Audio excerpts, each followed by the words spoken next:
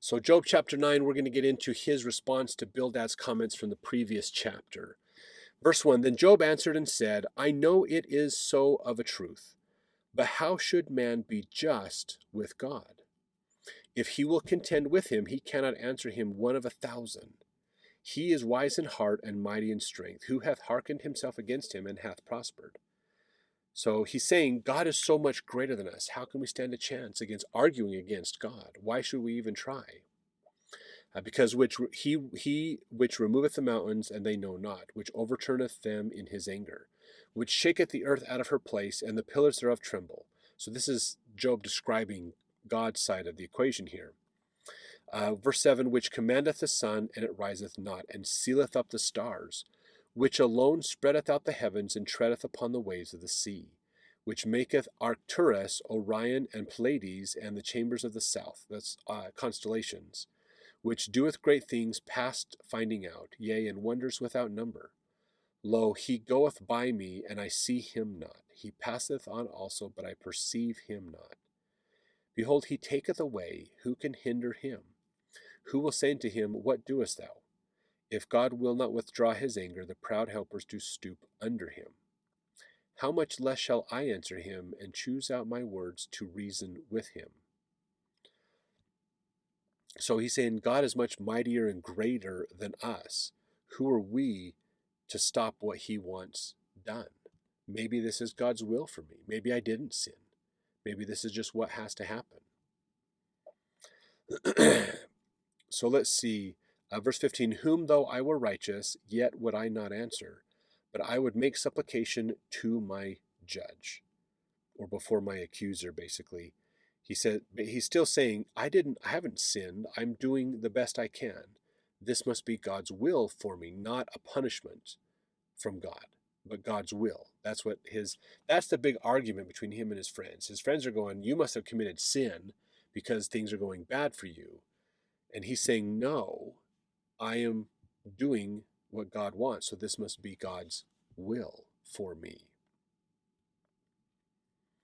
Let's see. Verse 16, If I had called and he had answered me, yet would I not believe that he had hearkened unto my voice. For he breaketh me with a tempest, and multiplieth my wounds without cause. He will not suffer me to take my breath, but filleth me with bitterness. So he's saying, I've been hurt bad, and I'm not dead. He's not taken my life, but he has severely hurt me, basically. Verse 19, If I speak of strength, lo, he is strong, and if of judgment, who shall set me a time to plead? If I justify myself, mine own mouth shall condemn me. If I say I am perfect, it shall also prove me perverse. Though I were perfect, yet would I not know my soul, I would despise my life. There is one thing, therefore, I said it, he destroyeth the perfect and the wicked. So and if you have another perspective of or interpretation of what he's saying here, please feel free to put it in the comments. I'd love to hear from you.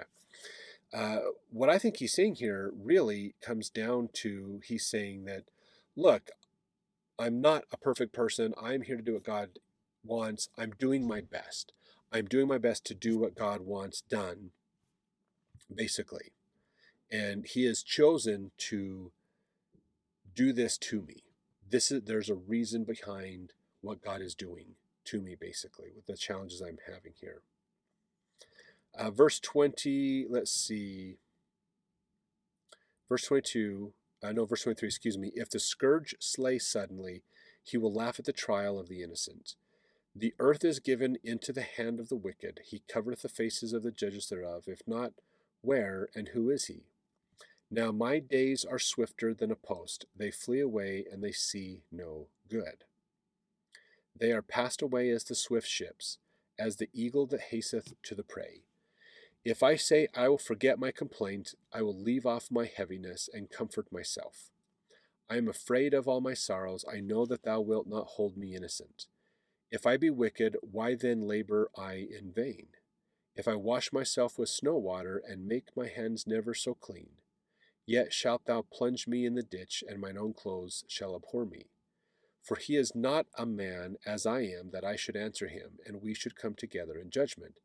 Neither is there any daysman betwixt us, meaning arbiter, that might lay his hand upon us both. Let him take his rod away from me, and let not his fear terrify me. Then would I speak and not fear him, but it is not so with me. So again, Job is saying, I believe God is doing this for a reason for me.